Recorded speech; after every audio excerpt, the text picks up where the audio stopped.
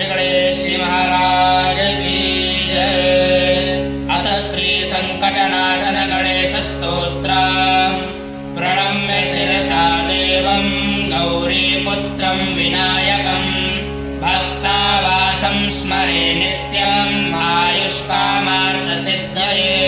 प्रथमं वक्रतुण्डं च एकदन्तं द्वितीयकं तृतीयं कृष्णपिङ्गाक्षं गजवक्त्रं चतुर्थकं लम्बोदरं पञ्चमं च षष्ठं विकटमेव च सप्तमं विघ्नराजेन्द्रं धूम्रवर्णं तथाष्टमं नवमं भालचन्द्रं च दशमं तु विनायकम् एकादशं गणपतिं द्वादशं तु गजाननं द्वादशैतानि नामानि त्रिसन्ध्यं या पठेन्नरः न च विघ्नभयं तस्य सर्वसिद्धिकरं परं।